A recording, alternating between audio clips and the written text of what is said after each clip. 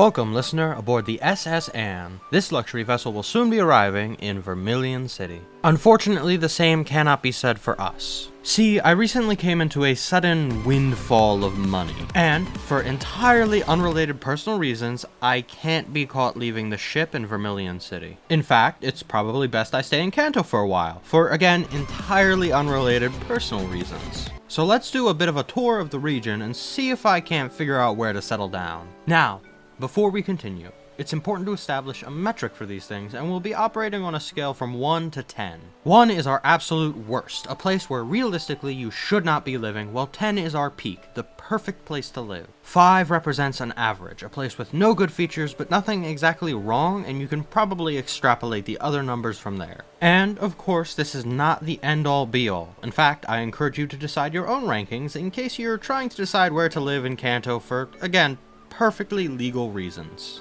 Now grab that rope and try not to drop me. Oh, this is my partner Nav, by the way.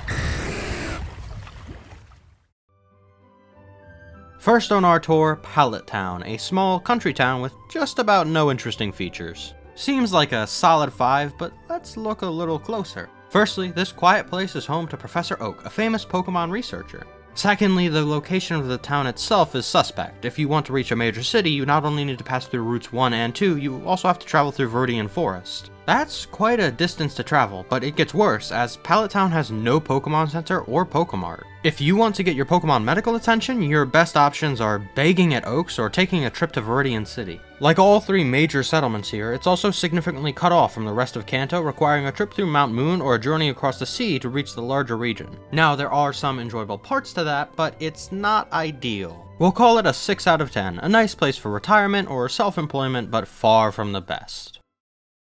A short trip up Route 1 and we arrive in Viridian City. Now, Viridian City has potential to be an easy 10. A Pokemon Center and Pokemart are an expected addition that Pallet Town did not have. In addition, it has a school, being the only place in the region that we know for certain has one. On top of that, it has this lovely little park area with a water feature, great for getting kids out of the house. Now, a big concern might be the Viridian Gym, formerly under the ownership of one Giovanni, boss of the criminal organization Team Rocket. However, the Viridian Gym nowadays is another huge plus for this little city, as the famous trainer Blue has taken up leadership. Gyms are major points for any given location, as they draw much of local tourism, and the gym leader, being amongst the strongest trainers in the area, are often helpful in dealing with crime. Blue, in fact, was a major part of stomping out crime in the Kanto region. However, that does not mean Viridian City is perfect. Firstly, it is situated next to the only route to the Pokemon League, requiring any powerful trainer who might challenge it to pass through town, potentially causing disturbances. Additionally, it suffers the same fate as Pallet Town, being significantly cut off from the rest of the region. I'd say slightly better than Pallet Town, Viridian deserves a 7 out of 10.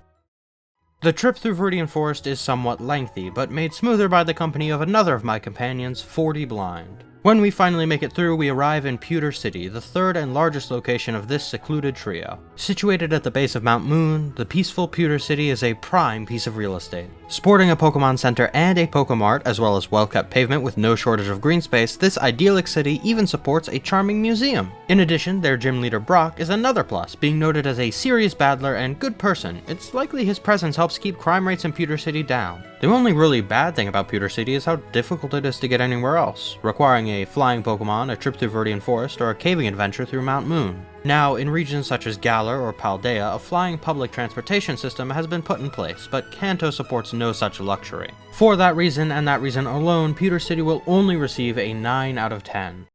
Though I could easily fly the distance, I decided to traverse Mount Moon on the way to Cerulean City to avoid drawing undue attention to myself. Not for any particular reason, just not a big fan of the public eye? It is worth noting that Route 4 is a one-way trip due to the terrain. Return to Pewter City from Cerulean City is impossible without a flying or surfing Pokemon. At first glance, Cerulean City should rank alongside Pewter City, but its score actually suffers for a number of reasons. First is evident in this house, which has recently suffered a break-in from Team Rocket. An officer was stationed at this house for the family's safety, but this officer is currently in Vermillion City after chasing a Squirtle across Route 5, Saffron City, and Route 6. Despite catching the Squirtle and handing it off to a competent trainer, she has made no effort to return to her post. Additionally, the Nugget Bridge is of concern. Currently 5 trainers situate themselves on it, repeating the same 2 phrases incredibly creepily. A Team Rocket recruiter was also stationed here, although after revealing himself to a passing trainer, he was beaten in battle and fled. Things do not improve for Cerulean City if we follow routes 24 and 25 to the outskirts where a researcher named Bill lives.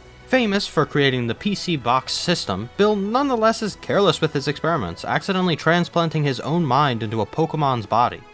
How do you fuck up that badly? Reckless experiments on Pokemon could have disastrous results if the Pokemon Mansion has taught us anything. Speaking of the Pokemon Mansion, something more dangerous than Bill inhabits these waterways. For these reasons and its lack of truly outstanding noteworthy features, I cannot rank Cerulean City higher than a 6 out of 10.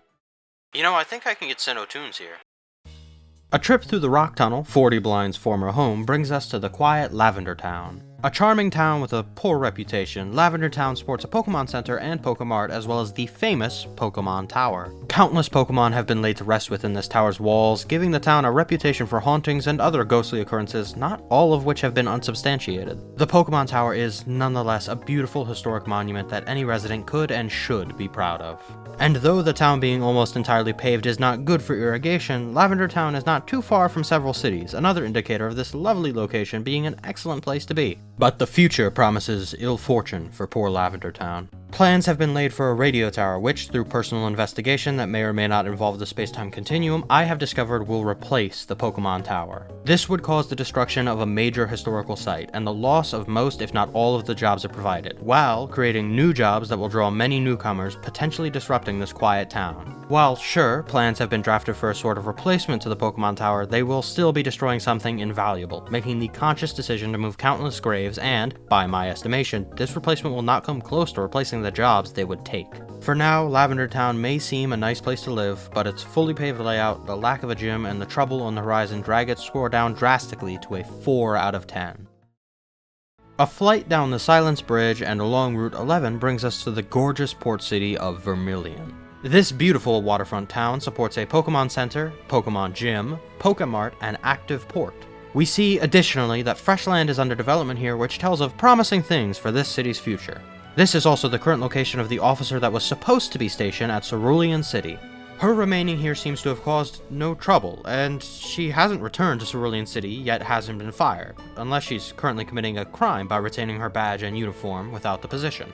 This suggests she radioed in and was allowed to remain in Vermillion City in uniform, so it would seem that, despite traveling quite a distance, Vermillion City is still within her jurisdiction. Additionally, most of these towns and cities seem too small to support their own police force. To me, all of this evidence suggests one region-wide police force, a theoretical KPD, likely reliant on willing assistance from local gym leaders or champion-level trainers such as Blue. This also tells us that Vermillion City is quite likely a safe place to be, as their gym leader, one Lieutenant Surge, is a veteran of the armed forces and has served in war before.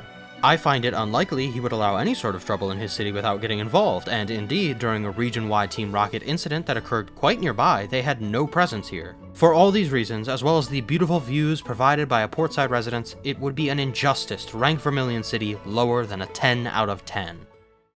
A short trip along Route 6 brings us to the populous Saffron City, the largest city in the Kanto region. Let's start with the positives. A Pokemon Center and Pokemart as are standard, a Pokemon Gym, well-kept infrastructure, and the presence of the illustrious Silph Co are all noteworthy positives. Unfortunately, that is where my praises for Saffron City end. The city's true shortcomings become all too rudely apparent after the Rocket Takeover incident involving the city's own Silph Co. The chairman of Silph Co was kidnapped, the building was openly taken over, and Rocket Grunts ruled the streets, threatening innocent civilians that crossed their paths. During this time, police were incapable of fending off the grunts, citing an imbalance in numbers. Normally, I would expect the police to coordinate with the gym leader of Saffron to solve this issue, but the psychic gym leader Sabrina was nowhere to be seen during this. By her own admission, she is not fond of battling, but that is hardly a valid excuse for someone currently in a profession revolving around Pokemon battling. Team Rocket may have been bested then, but similar incidents involving evil teams have occurred in many regions, and in fact, the remnants of Team Rocket are still numerous. Their re-emergence in the next few years, even with the disappearance of their leader Giovanni, is highly likely. The question then is whether Saffron City will be prepared, and unfortunately, I doubt it will be. The Rocket Takeover incident was a rough wake-up call for the entire region, and I don't think they've heard it. Additionally, Team Rocket's sudden ousting and absence creates a vacuum of power. As the beleaguered police force recovers, its likely crime will remain high. For these reasons, I cannot rank Saffron City higher than a 3 out of 10. Right outside of Saffron City is Celadon City, which unfortunately suffers many of the same issues. First and foremost, Celadon features an excellent redeeming factor in the presence of the department store. Unfortunately, its other noteworthy business does it no favors. The Game Corner, a gambling den, was revealed as a front for a major rocket base in the recent incident, yet remains open despite this. Additionally, its gym leader Erica keeps her gym in a secluded part of town, is noted for being lazy enough to doze off frequently on the job, and has done nothing to resolve the issue. It is also worth noting that she as well made no effort to assist Saffron City despite the distance between the two being no more than a short walk. Being just outside of Saffron City is bad news as well, as this location will likely be caught up in that city's rising crime rate following the rocket takeover incident. For these reasons, I do not believe I can give Celadon City higher than a 4 out of 10, with the department store being the only thing to save it from being on the same level as Saffron. A lengthy trip down Route 17 brings us to Fuchsia City, a pleasant sight after our last 2 stops. This town is a significant distance from any nearby location, making it difficult to travel to major cities. However, it sports its own Pokemon Center, Pokemart, and gym, and its position by the coast offers promises of beautiful views and summertime fun. Its leader, Koga, is a bit strange. A ninja and experienced Pokemon battler, it is difficult to judge the man, but the lack of rocket presence here suggests an active presence in the city. I have heard tell that he plans to pass the title of Fuchsia Gym Leader over to his daughter Janine and make a bid for the Elite Four, but only time can tell. Which it did, and he does, but don't tell anyone. Anyway, the other noteworthy trait of Fuchsia City is the sizable reserve here, home to many species of unique Pokemon found nowhere else. I don't believe Fuchsia City is outright excellent, but it is certainly a fine place to live, only losing points for its seclusion. 9 out of 10. A lovely trip across the sea with Verglas brings us to our final destination in Cinnabar Island. Being a town primarily full of scientists, I have a few concerns. It, of course, supports a Pokemon Center, Pokemart, and gym, and the gym leader Blaine is a personable guy who likes to host shows for the community to keep spirits up. But the presence of the Pokemon Mansion is my main concern. This ruined monument was the site of an incident born of recklessness, a careless experiment of the many scientists here on Cinnabar Island, including a friend of the leader, Blaine. The Pokemon Mansion now stands as a blight upon the island, not just its history, but in its current day, as burglars are commonly seen within. These dangerous criminals do not hesitate to attack innocent bystanders. I find it unlikely the Blaine is unaware of their presence here, as the key to his gym was recently hidden inside, something he may have done himself. Sure, now he plays the friendly host, putting on a quiz show with challengers to his gym, but there are unfortunate questions about the leader that need answering. Beyond that is the presence of the volcano on the island. I get the sense a second disaster may come to Cinnabar Island, and this one might just be worse than the one that destroyed the Pokemon Mansion. The presence of the Pokemon Mansion, the suspiciousness of their gym leader, the dangerous potential for the volcano, and its detachment from other locations in Kanto drag what should be an idyllic location down to a 2 out of 10. This concludes our tour of the Kanto region. From Pallet to Lavender, from Cerulean to Cinnabar, we have seen it all. And now, our final ranking. In 7th and last place, Cinnabar Island, lagging just behind Saffron City in 6th. Tied for 5th, Lavender Town and Celadon City, with 4th also a tie between Pallet Town and Cerulean City. Viridian City hogs 3rd place, while Pewter City and Fuchsia City fight for 2nd, and Vermillion City handily secures 1st place.